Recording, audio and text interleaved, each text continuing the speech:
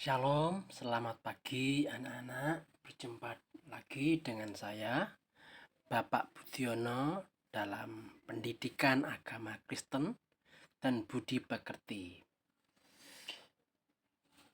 Nah, hari ini kita jumpa lagi di kelas 11, dan pada kelas 11 ini kita akan belajar pada bab pertama, yaitu tentang Tuhan pedoman kehidupan keluargaku. Tuhan pedoman kehidupan keluargaku. Anak-anak pasti tahu, dulu itu ada sinetron yang sangat terkenal, yaitu Keluarga Cemara. Nah, Keluarga Cemara ini menceritakan suatu keluarga terdiri dari abah dan emak serta ketiga anaknya, yaitu Ius, Agis, dan Ara. Nah, pada dasar masa lalu anak-anak, abah dan emak adalah panggilan utama untuk pengganti ayah dan ibu.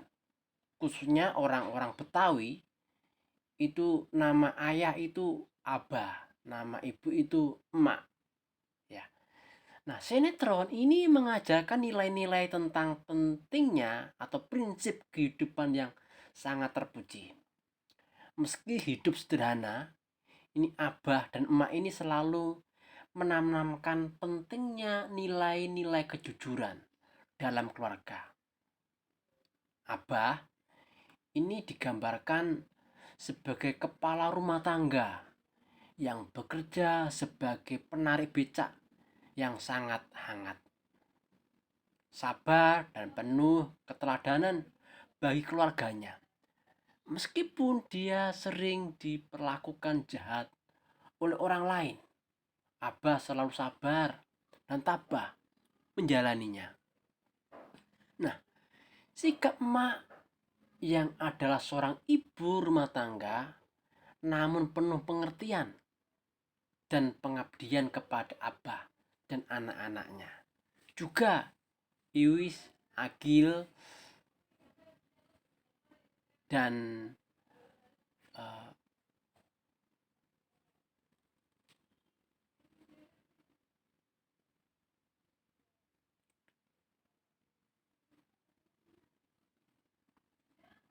Cemara yang sangat mengayomi sebagai adik dan kakak. Pendeknya anak-anak, keluarga Cemara merupakan replika, ya, atau teladan keluarga yang ideal, yang penuh kasih sayang meski hidup sederhana. Nah, ini sinetron yang sangat bagus sekali. Nah, kalau kita mau belajar menjadi keluarga ideal, ini replikanya, contohnya itu Keluarga Cemara. Ya. Sinetron ini sangat terkenal waktu lalu anak-anak. Nah, kita akan belajar memfokuskan di kelas 11 ini, kita akan lebih banyak belajar tentang keluarga, masalah-masalah keluarga. Nah, oleh karena itu, sebelum kita lebih jauh, kita akan berdoa lebih dulu, minta pimpinan Tuhan supaya itu menerangi di dalam pelajaran kita membahas pada bab pertama ini. Ya Tuhan, Allah keluarga, Engkau pedoman setiap keluarga dalam diri dan firman-Mu. Kutemukan pedoman bahagia. Tolonglah kami menemukan pedoman keluarga yang bahagia. Roh Kudus, kiranya membantu kami melakukannya, agar kami menjadi berkat bagi sesama, terutama keluarga lepas keluarga. Puji syukur dan hormat untuk Allah pencipta alam semesta. Amin. Nah, anak-anak, untuk membahas keluarga Yang perlu kita ketahui lebih dahulu itu adalah pengertian keluarga. Apa sebenarnya itu keluarga? Nah, menurut Kamus Besar Bahasa Indonesia atau dikenal sebagai KBBI, keluarga itu berarti ibu dan bapak beserta anak-anaknya atau yang tinggal di rumah, seisi rumah. Pengertian ini mengacu pada aspek antropologis, yaitu manusia dalam lingkungan keluarga. Nah, istilah keluarga berbeda dengan istilah rumah tangga. Ya, beda.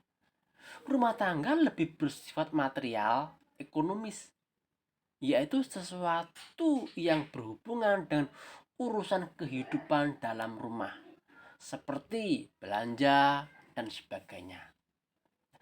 Definisi keluarga yang lain itu dijelaskan oleh Hendy Suhandi. Itu adalah keluarga adalah suatu kelompok yang terdiri dari dua orang atau lebih yang direkat oleh ikatan darah, perkawinan, atau bisa juga adopsi serta tinggal bersama. Meskipun keluarga didefinisikan secara berbeda-beda anak-anak, namun terdapat kesamaan dalam rumusan yang berbeda itu. Kesamaan itu mengacu pada ciri-ciri pokok keluarga. Apa itu cirinya? Cirinya itu keluarga merupakan kelompok atau persekutuan sosial yang paling kecil. Ya, keluarga itu kelompok atau persekutuan sosial yang paling kecil. Nah, kita kan banyak itu kelompok-kelompok atau kelompok-kelompok sosial. Nah, keluarga itu persekutuan sosial yang paling kecil. Jadi keluarga itu merupakan kelompok sosial. Yang kedua, keluarga itu terbentuk apabila ada ikatan darah, perkawinan, bisa juga melalui adopsi. Jadi kalau ada seorang keluarga mengambil anak yang bukan anaknya atau anak tapi bukan sedarah, tapi menjadi satu tempat, satu rumah, dan dianggap sebagai anak, itu bisa disebut sebagai anggota keluarga atau termasuk ikatan keluarga. Yang ketiga, keluarga merupakan suatu persekutuan yang berawal dari dua orang yang berbeda jenis kelamin. Ini diawali dari persekutuan atau yaitu perkawinan dari orang yang berbeda jenis. Kenapa berbeda jenis? Ya tentu kalau sama-sama jenisnya tidak akan mungkin melahirkan suatu keturunan. Maka harus dua jenis kelamin yang berbeda nanti membuai dan akhirnya menghasilkan keturunan. Nah, itu ciri-ciri pokok di dalam keluarga. Nah, di dalam keluarga anak-anak ada dua bentuk keluarga dalam masyarakat yang kita kenal ini, yaitu keluarga batih atau keluarga inti dan keluarga besar. Nah, keluarga inti atau keluarga batih ini terdiri dari kelompok yang terdiri dari ayah, ibu, dan anak-anak, atau keluarga yang terdiri dari pasangan suami istri dan anak-anak. Itu namanya keluarga inti. Keluarga inti atau keluarga batih. Yang kedua ada keluarga besar. Nah, keluarga besar itu kelompok yang terdiri dari semua orang yang berketurunan dari kakek dan nenek yang sama, termasuk keturunan masing-masing istri dan suami. Atau dengan kata lain anak-anak, keluarga besar itu adalah keluarga batih ditambah kerabat lain yang memiliki hubungan erat, hubungan darah, dan senantiasa dipertahankan. Misalnya itu kakek, nenek, paman, bibi, sepupu, keponakan, dan sebagainya. Nah, anak-anak pasti memiliki keluarga inti dan keluarga besar, ya. Keluarga inti dan keluarga besar. Keluarga besar itu menyangkut bertemunya keluarga dari papa kalian, mama kalian menjadi satu, itu termasuk keluarga besar. Nah, anak-anak, setelah kita mengetahui itu definisi tentang keluarga, yang tidak boleh ketinggalan untuk mempelajari keluarga itu adalah kita harus tahu apa itu fungsi keluarga. Fungsinya keluarga itu apa? Nah, setelah sebuah keluarga terbentuk, anggota keluarga memiliki tugas masing-masing. Suatu pekerjaan yang harus dilakukan dalam kehidupan keluarga. Inilah yang disebut sebagai fungsi. Adapun fungsi keluarga adalah sebagai berikut ini. Ini dijelaskan oleh Suhendi, ya. Fungsi keluarga itu dijelaskan oleh Suhendi. Fungsi pertama dari keluarga itu adalah fungsi biologis. Apa itu fungsi biologis? Fungsi biologis itu berkaitan dengan pemenuhan kebutuhan biologis dan seks suami istri untuk menghasilkan suatu keturunan, memenuhi kebutuhan gizi keluarga, serta memelihara dan merawat anggota keluarga secara fisik. Ya, ini penting untuk kita pahami fungsi keluarga itu. Ya. Yang kedua, fungsi keluarga itu adalah fungsi sosialisasi anak. Fungsi sosialisasi anak. Apa itu fungsi sosialisasi anak? Yaitu berhubungan dengan pembentukan kepribadian anak. Ya, pembentukan kepribadian anak, karakter anak, serta memperkenalkan pola tingkah laku, sikap, keyakinan, cita-cita, dan nilai-nilai yang dianut oleh kelompok sosial masyarakat. Nah, ini penting anak-anak. Berikutnya fungsi yang ketiga itu adalah fungsi efeksi. Nah, fungsi efeksi yaitu berhubungan dengan rasa afeksi. Apa itu afeksi? Misalnya gini, rasa kasih sayang, keintiman, perhatian, dan rasa aman yang tercipta dalam keluarga. Kalau keluarga ini tidak ada rasa kasih sayang, tidak ada keintiman, tidak ada perhatian, dan rasa aman tidak ada di dalam keluarga, maka keluarga ini akan terjadi gesekan-gesekan dan tidak lagi harmonis, dan keluarga tidak akan menjadi nyaman. Nah, ini penting anak-anak, ya. Yang keempat, fungsi edukatif. Ya, apa itu fungsi edukatif? Fungsi edukatif itu berkaitan dengan pendidikan untuk anak-anak sesuai dengan tingkat perkembangannya, serta menyekolahkan anak untuk memberikan pengetahuan, memberikan keterampilan yang sesuai dengan bakat dan minat anak-anak. Ya, ini perlu anak-anak pahami. Terus yang keempat, kelima, ya, fungsi religius.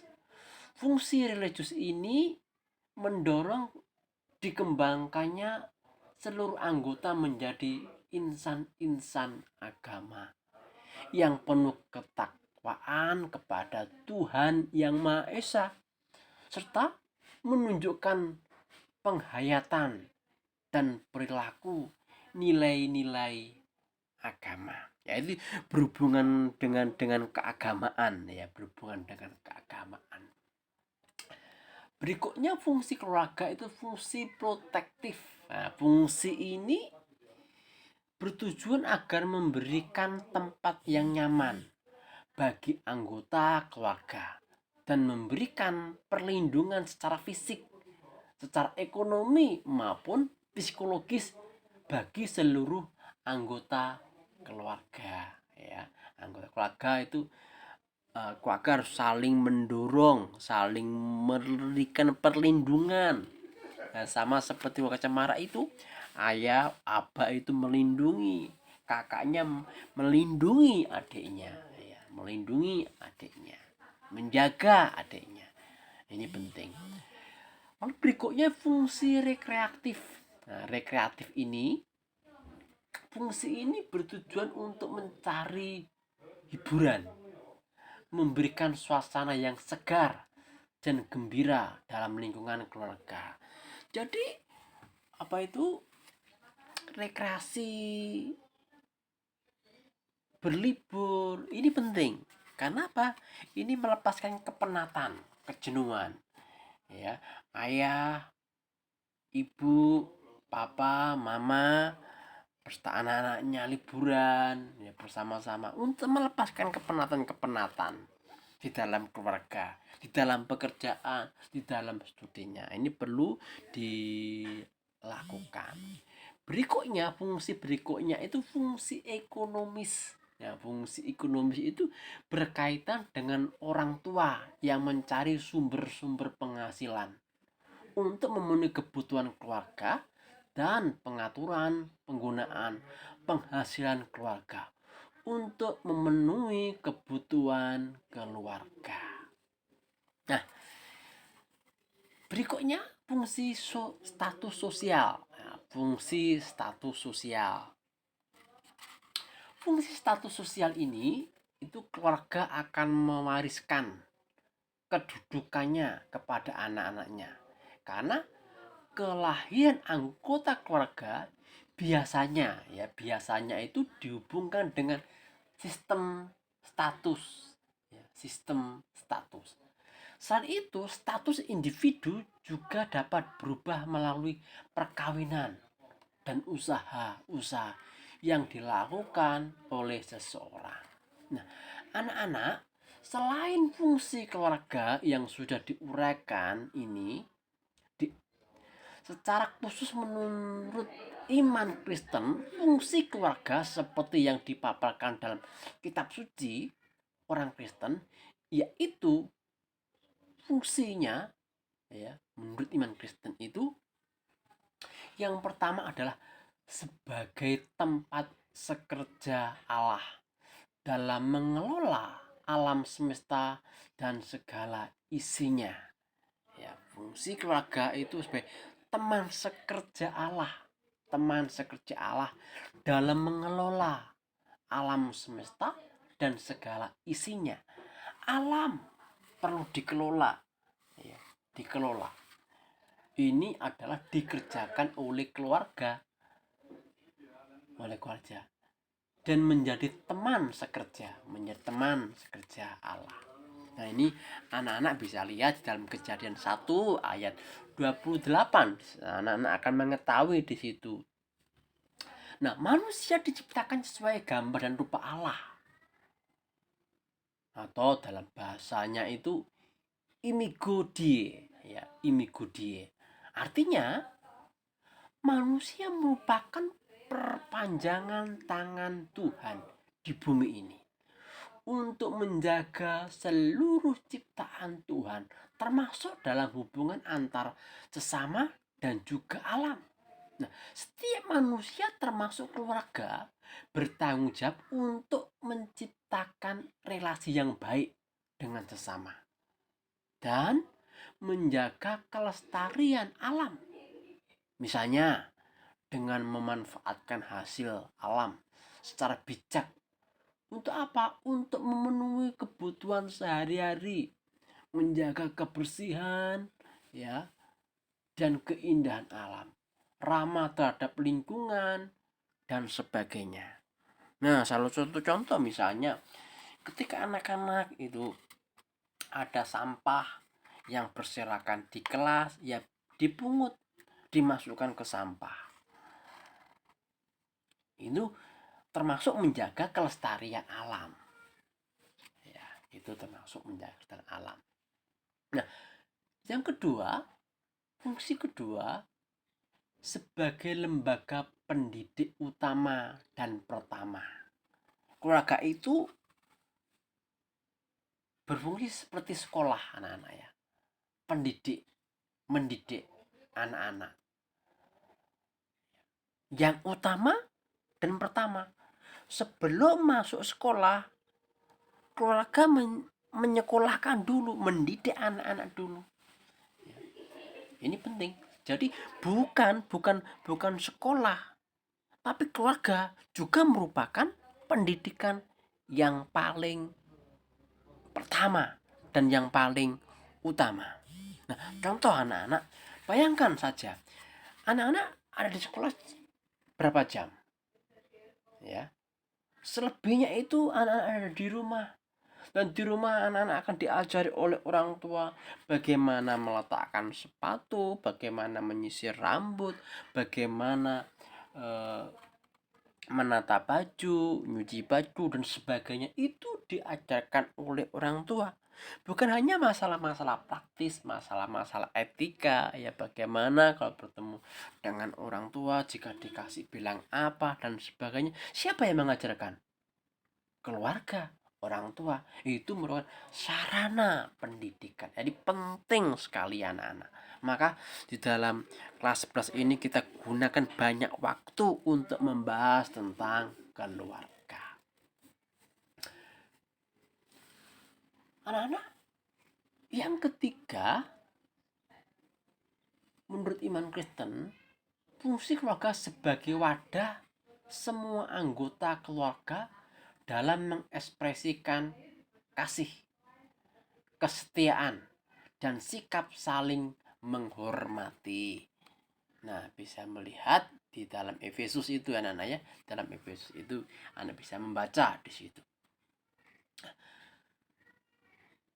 Setiap anggota keluarga berkewajiban menciptakan lingkungan dan keluarga yang harmonis dengan menghayati dan melakukan ajaran-ajaran Kristiani, sehingga dampaknya dapat terpancar dan dalam lingkungan masyarakat yang lebih luas. Paling tidak anak-anak, keluarga kalian harus menjadi berkat bagi tetangga kanan kiri. Kalau prinsip-prinsip ini, fungsi-fungsi ini yang Bapak ajarkan ini dilakukan, niscaya keluarga anak-anak akan menjadi berkat, akan menjadi mercusuar, akan menjadi replika keluarga yang ideal. Nah, selain kita membahas tentang fungsi keluarga, kita akan melihat lebih jauh peran Allah dalam kehidupan keluarga. Jadi Allah ketika menciptakan manusia, membentuk lembaga pernikahan pertama kali, tidak langsung dibiarkan begitu saja, tetapi Allah juga berperan di dalam keluarga itu. Nah, Tuhan adalah pribadi yang membentuk sebuah keluarga. Lembaga pertama kali dan yang paling tua di dunia ini adalah lembaga keluarga. Ya, keluarga. Belum ada sekolah, belum ada lembaga sosial, belum ada lembaga-lembaga yang lain. Lembaga pertama kali itu yang membentuk bukan manusia, tetapi Allah sendiri yang membentuk keluarga itu. Tuhan menciptakan manusia sepasang, yakni laki-laki dan perempuan. Ya. Anak bisa lihat dalam Kejadian 2 ayat yang ke-21 sampai 25. Manusia dicipta berbeda tetapi satu kesatuan. Diciptakan yang berbeda tapi satu kesatuan. Artinya manusia diciptakan dalam dua jenis kelamin. Manusia sama dan sehakikat, namun diciptakan dengan fungsi yang berbeda agar saling mengasihi dan melengkapi. Nah, dalam perbedaan itu manusia menjadi satu persekutuan yang luar biasa. Karena apa? Karena saling membutuhkan dan saling mendukung. Tuhan memberikan daya tarik yang luar biasa dalam diri sebagai laki-laki dan perempuan. Keluarga Kristen itu merupakan keluarga yang mencerminkan kehidupan dengan dilandasi oleh kasih dan sikap takut akan Tuhan serta meladani kehidupan Tuhan Yesus. Sehingga manusia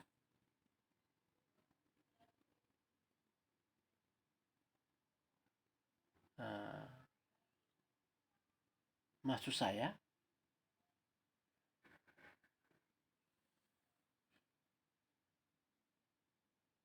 keluarga Kristen beribadah kepada Tuhan sebagai bagian pokok dari keberadaan keluarga. Oke, itu ya anak-anak ya.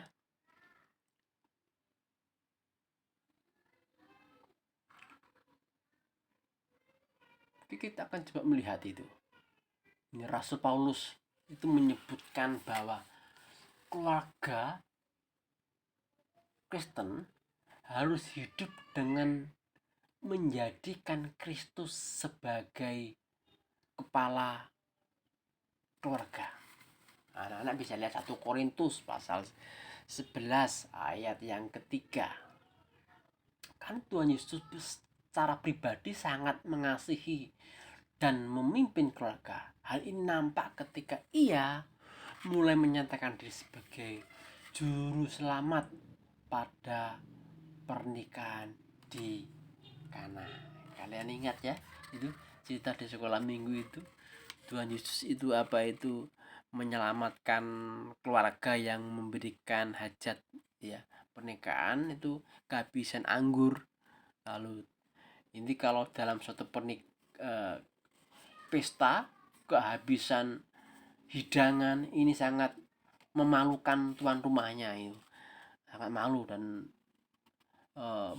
istilahnya itu mau mukanya ditaruh di mana gitu ya. Tapi di situ Tuhan menyelamatkan, tidak mempermalukan orang yang membuat apa pesta pernikahan, menyedia anggur yang sudah habis itu. Pelayan-pelayannya disuruh mengambil tempayan, mengisi penuh dengan air dan dijadikan anggur yang lebih nikmat daripada anggur yang semula. Nah, ini menunjukkan bahwa Kristus itu sangat menghargai keluarga. Nah, ini peran dari keluarga. Nah, kalau kita sudah mengerti peran dalam Allah dalam kehidupan keluarga, kita harus juga mengetahui Allah dan keluargaku, Allah dan keluargaku.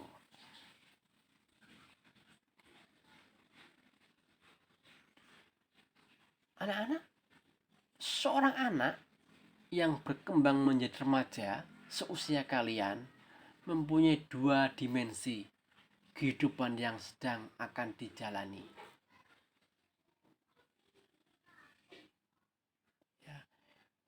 Yaitu di satu sisi anak berbeda dalam posisi sebagai salah satu anggota keluarga. Nah, di sisi yang lain ia akan membentuk keluarga baru pada masa yang akan datang. Nah, artinya gini, anak berada dalam posisi sebagai salah satu anggota keluarga. Kalian menjadi salah satu bagian dalam keluarga. Ya. Tapi nanti kemudian hari kelak bukan hanya berada di dalam satu menjadi anggota keluarga, tetapi akan membentuk suatu keluarga baru. Ya, keluarga baru.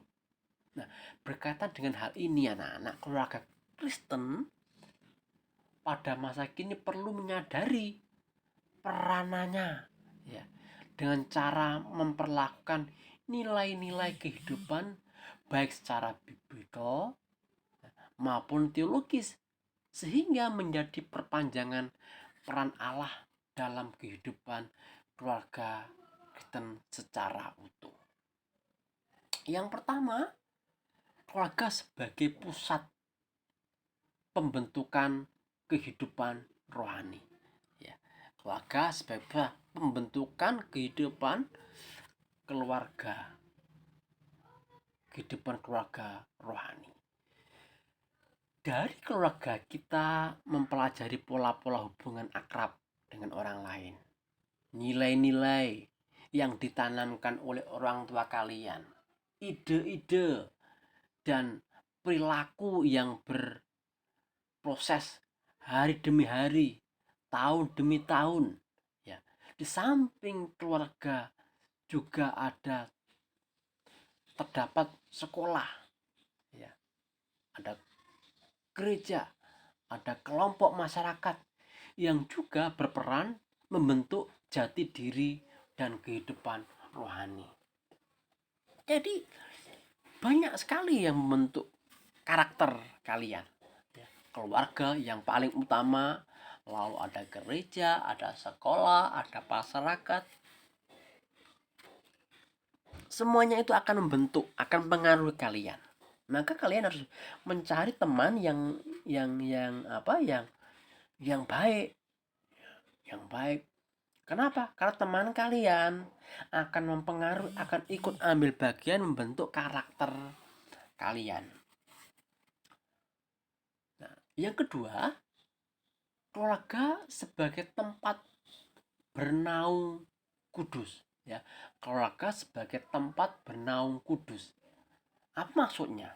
Maksudnya ini adalah keluarga merupakan tempat penerimaan, pembinaan, pertumbuhan yang memberdayakan anggota-anggota keluarga untuk berperan serta dalam tindakan kasih dan penyelamatan Allah yang terus berlanjut. Bukan berarti ini anak-anak kita mencintai dan memuja dan mengisolir diri terhadap masyarakat, bukan. Tetapi sebaliknya menjadi tempat bernaung kepada anggota keluarga untuk memberikan bimbingan, pertolongan, dan penyelamatan untuk lingkungan. Nah, itu yang kedua. Yang ketiga, atau yang C, itu keluarga yang mencerminkan kasih Allah secara holistik. Ya, di sini kehidupan keluarga perlu ditata untuk mencerminkan atau merefleksikan kasih Allah yang memberikan pengasuhan secara fisik, mental, emosional, sosial, spiritual, rohani kepada para anggotanya. Nah, hal ini anak-anak juga dikenal sebagai kasih Allah yang bersifat holistik. Hubungan di dalam keluarga yang memberi tempat kepada ciri khas, sifat dan tujuan masing-masing anggota secara alamiah adalah hal yang penting. Dari cara pandang iman Kristen, maka cara kita saling berhubungan seharusnya menjadi perwujudan kasih Allah terhadap sesama sebagai anggota keluarga. Nah ini ya, sekali lagi saya tandaskan, dari cara pandang iman Kristiani, maka cara kita saling berhubungan seharusnya menjadi perwujudan kasih Allah terhadap sesama sebagai anggota keluarga.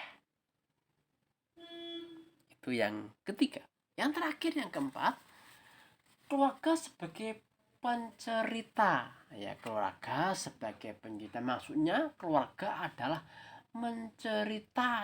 pencerita yang alamiah, di mana orang yang lebih tua, kakek, nenek, ayah, ibu, adalah pencerita utama untuk menciptakan karya-karya Allah di dalam keluarga sebagai kabar kesukaan. Orang tua yang bercerita adalah bagian dalam kebudayaan kita yang seringkali kita abaikan. Nah, itu ya anak-anak ya.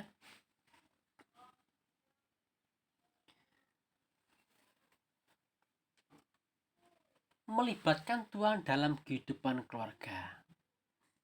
Keluarga Kristen seharusnya dalam setiap tindakan harus melibatkan Tuhan, ya, melibatkan Allah dalam satu setiap tindakan. Ini penting. Kenapa penting? Maka kita akan pelajari bagian ini. Nah, dalam keluarga Kristen, anak-anak, ada hal yang khas berkaitan dengan peran Tuhan dalam keluarga. Peran Tuhan melingkupi seluruh aspek kehidupan keluarga maupun pribadi, yang meliputi kebutuhan keluarga akan berkat Tuhan, pengampunan, serta pembaharuan oleh Tuhan. Ya. Maka yang terjadi adalah berkat Tuhan. Berkat Tuhan ini, pengertian berkat Tuhan cakupannya sangat luas. Ya, kalau kita berbicara tentang berkat Tuhan itu sangat luas lagi cakupannya. Bukan hanya sekedar uang atau hal material lainnya, anak-anak. Berkat Tuhan itu juga meliputi kesehatan, meliputi sukacita, meliputi damai, sejahtera, kemenangan, umur panjang, kebahagiaan, dan banyak lainnya. Berkat Tuhan dibutuhkan keluarga sebagai bagian dari penyertaan Tuhan seperti yang dijanjikan dalam Alkitab kepada orang-orang yang berkenan kepadanya. Misalnya Abraham yang diberkati Tuhan dalam segala hal.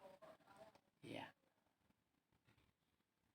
Obed Edom beserta keluarganya diberkati Tuhan karena membiarkan tabut Tuhan tinggal dalam rumah mereka. Ya.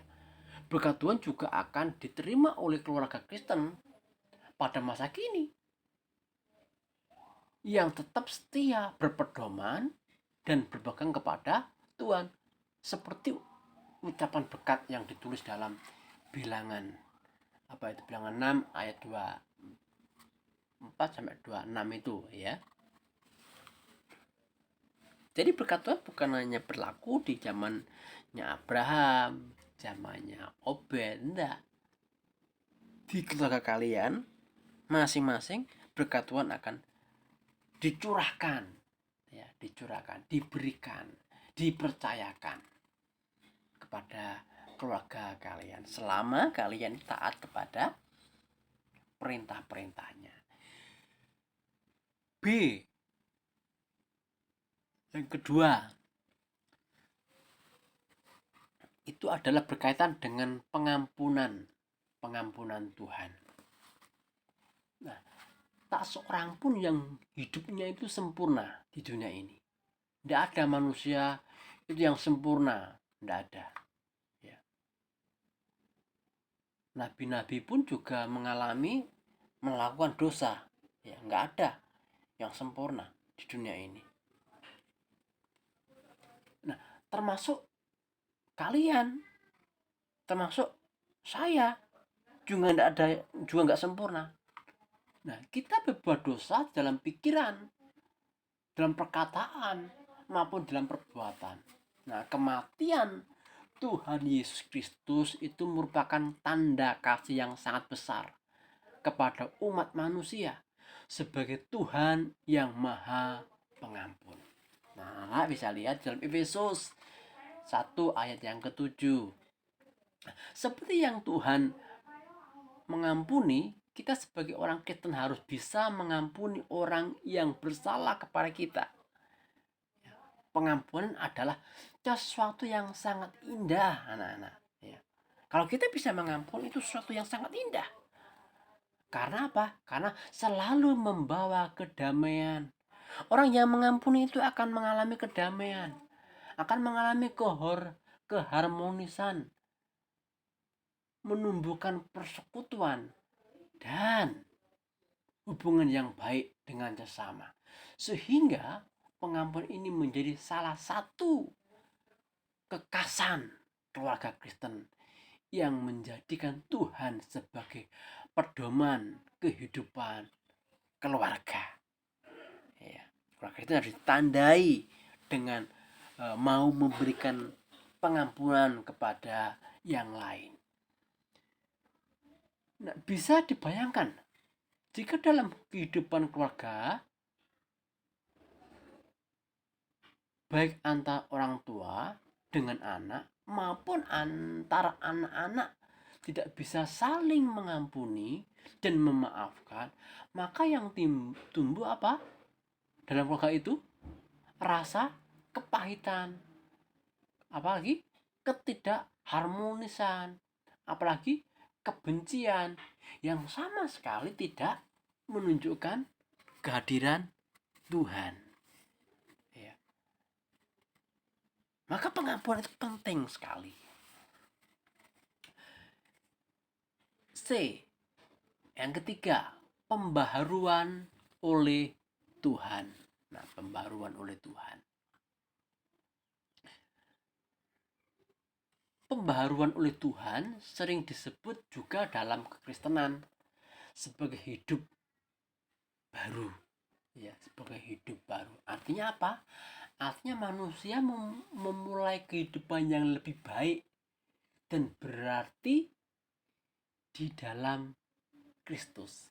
Ya, manusia melalui hidupnya lebih baik dan berarti di dalam Kristus. Nah, Kristus masuk dan berdiam dalam kehidupan manusia yang baru, yang tidak sama dengan kehidupan yang lama. Nah, pembaruan oleh Tuhan dalam keluarga kita akan dirasakan dalam arah dan tujuan kehidupan keluarga yang sesuai dengan apa yang dikehendaki oleh Tuhan. Orientasi keluarga bukan hanya kepada kehidupan keluarga sendiri, tetapi berpusat hanya kepada Kristus. Seperti dalam Efesus 4 ayat 17 sampai yang ke-20. Nah, kehidupan yang diperbaharui, ya, kehidupan yang diperbaharui oleh Tuhan bukan lagi kehidupan dengan pikiran yang sia-sia. Ya, pikirannya diubah. Ya, tidak sia-sia lagi. Hidup dalam persekutuan yang jauh dari maksudnya persekutuan dengan Allah, hidup dalam suatu kelapangan hati dan sebagainya. Nah, oleh karena itu anak-anak yang dikasihi oleh Tuhan, dalam kerendahan hati datanglah kepada Tuhan bersama dengan keluarga kamu. Mohon supaya Tuhan berkenan hadir dan memenuhi kehidupan pribadi dan keluarga setiap kamu. Dengan demikian Tuhan yang menjadi pedoman kehidupan keluarga akan memberi kamu sukacita, memberi keluarga kamu damai sejahtera, memberi keluarga kamu berkat dan kesaksian bagi semua orang. Nah, anak-anak, coba kita akan lihat melalui firman Tuhan. Kita akan melihat firman Tuhan, yaitu yang pertama kita akan lihat di dalam itu Kejadian 2 ayat yang ke-24. Dalam teks ini terdapat 3 landasan. Ya, dalam ayat ini terdapat 3 landasan dalam membangun suatu keluarga yang bahagia, yang harmonis. Landasan yang pertama itu adalah meninggalkan ayah dan ibunya. Ya, meninggalkan ayah dan ibunya. Dengan kata lain, bertanggung jawab. Sejak dilahirkan, anak menjadi tanggung jawab orang tua. Dari kecil, masih bayi, sampai sekolah, SMA, mungkin kuliah, menjadi tanggung jawab orang tua. Tetapi setelah masuk ke rumah tangganya sendiri, membangun rumah tangga sendiri, seorang anak akan meninggalkan statusnya sebagai anak yang berada di bawah tanggung jawab orang tuanya. Lalu menjadi seorang suami, menjadi seorang istri, dan bertanggung jawab penuh atas keluarganya sendiri. Jadi tidak boleh anak-anak nanti kalau kalian sudah nikah, statusnya tetap menjadi anak bapak ibu kalian, anak papa mama kalian. Tetapi setelah membangun rumah tangga, bukan lagi sebagai anak yang bergantung kepada orang tua, tapi bertanggung jawab atas dirinya, bertanggung jawab atas istrinya, suaminya, anak-anaknya. Tidak boleh nanti kekurangan apa gitu minta orang tuanya. Ya, itu namanya nggak bertanggung jawab. Walaupun masih menjabat sebagai anak, tetapi secara status kalian sudah menjadi keluarga baru dan tidak harus bertanggung jawab atas keluarga kalian. Ya. Lalu yang kedua, dari ayat ini kita akan menemukan bahwa bersatu dengan suami, dengan istri, tidak mengenal perceraian. Ya, kalau sudah diberkati dalam pernikahan kudus, tidak ada istilah kata bercerai. Nah, perhatikan ya. Pernikahan Kristen itu tidak mengenal perceraian. Bersatu berarti tidak bisa dipisahkan. Ibarat 2 lembar kertas yang direkatkan menjadi satu. Ya, kalaupun dipisahkan akan menjadi apa? Kalau kertas itu dilem menjadi satu, dilepas kembali akan menjadi apa? Robek, rusak. Hal ini berarti dalam keluarga Kristen tidak mengenal yang namanya itu perceraian. Nah, ya. Oleh karena itu landasan ini harus kita pegang sungguh-sungguh betul-betul. Yang ketiga, dari ayat ini kita akan menemukan bahwa keduanya menjadi satu daging. Ya, keduanya menjadi satu daging. Tidak ada orang ketiga. Ya, tidak ada orang ketiga.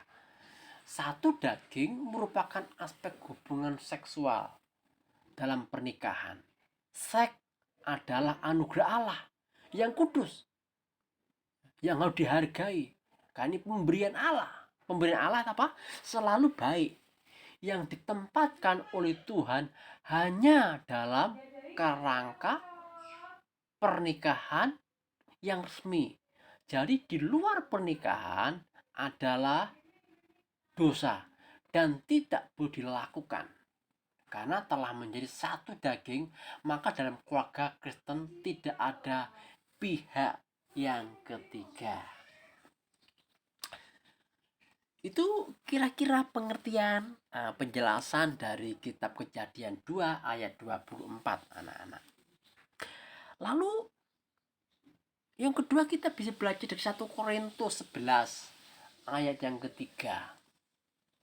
Korintus ini merupakan salah satu kota kuno di Yunani, ya, dan merupakan kota metropolis Yunani yang terkemuka pada zaman Paulus. Kalau di zaman sekarang itu seperti Jakarta gitulah, anak-anak, ya. Ya, kota metropolis, tempat berkumpulnya orang-orang, tempat orang mencari nafkah, tempat perdagangan, ya, tempat orang menimba rezeki, ya. Itu Korintus sangat kaya sekali, kota metropolis di zamannya Paulus waktu itu, ya. Nah, surat ini ditulis oleh Paulus kepada jemaat di Korintus dalam menanggapi masa-masa yang terjadi dan perpecahan di sana. 1 Korintus pasal yang ketiga, 1 Korintus pasal yang ke-11 ini, ayat yang ketiga ini menekankan azas baru Kristen, yaitu kesatuan laki-laki dan perempuan dengan status yang satu di bawah yang lain. Nah, sekalipun perempuan di bawah wibawa laki-laki atau sistem patriarkat yang kuat pada budaya tersebut, kewibawaan laki-laki sendiri dilunakkan karena ia berada di bawah wibawa siapa? Kristus, ya, di bawah Kristus. Otoritas perempuan di bawah laki-laki sebagai kepala keluarga dan otoritas laki-laki di bawah Kristus, menunjukkan bahwa Kristuslah kepala keluarga di atas kewibawaan laki-laki dan perempuan. Artinya gini, anak-anak, artinya itu Kristus menjadi azas, landasan, dan pedoman keluarga dalam menjalani seluruh aspek kehidupan, ya, kehidupan. Jadi yang berotoritas siapa? Laki-laki? Bukan. Kristus yang berotoritas, ya. Laki-laki memiliki otoritas, tapi ada di bawah otoritas Kristus, ya. Laki-laki memiliki kewibawaan, tetapi ada di bawah kewibawaan Kristus. Nah, gitu ya.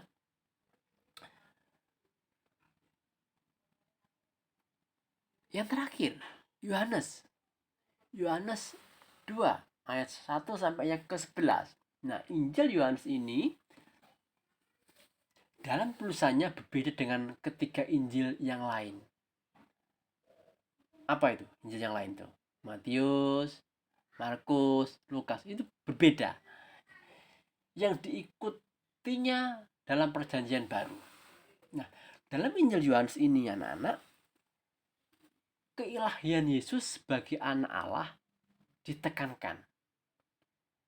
Yohanes 2 ayat 1 sampai 11 ini merupakan pemaparan mukjizat pertama yang dilakukan oleh Tuhan Yesus. Kisah ini menceritakan saat-saat ketika Tuhan Yesus dan murid-muridnya hadir pada pesta perkawinan di Kana. Ibu Tuhan Yesus juga berada di tempat itu. Sementara acara berlangsung, anggur yang disampaikan telah habis. Hal ini menunjukkan ketidakmampuan atau kekurangan tuan rumah dan kedua mempelai yang mengganggu acara perkawinan mereka.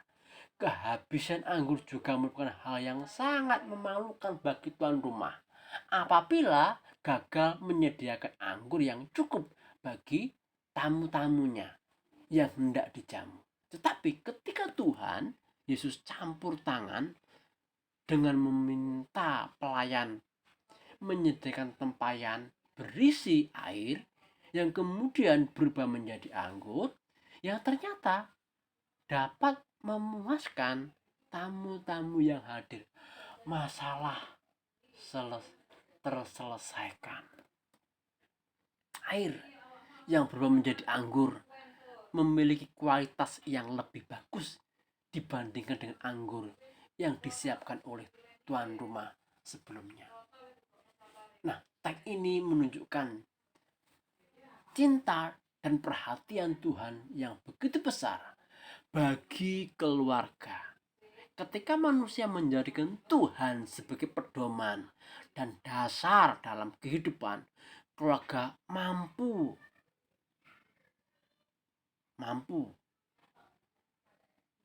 ya melakukannya. Anak-anak yang dikasih oleh Tuhan Yesus Kristus, dari sini kita banyak belajar ya tentang keluarga yang menjadi pusat pedoman orang lain. Dan keluarga kita harus berpedoman kepada Alkitab Allah. Karena Tuhan tidak pernah lalai untuk menepati janji-janjinya. Kiranya pelajaran ini boleh menolong kita semua untuk terus-menerus belajar tentang keluarga. Tuhan Yesus memberkati kita semua. Amin. Kita berdoa. Terima kasih ya Tuhan, kami sudah belajar tentang bagaimana menjalani keluarga. Memposisikan kami sebagai seorang anak di dalam suatu keluarga. Memposisikan kami sebagai seorang ayah, sebagai seorang kakak, sebagai seorang adik di tengah-tengah keluarga kami. Tolong kami, mampukan anak-anak kami untuk menjalankan kebenaran ini. Dalam Kristus Tuhan hamba berdoa. Amin. Sampai berjumpa di bab berikutnya. Tuhan memberkati kita semua.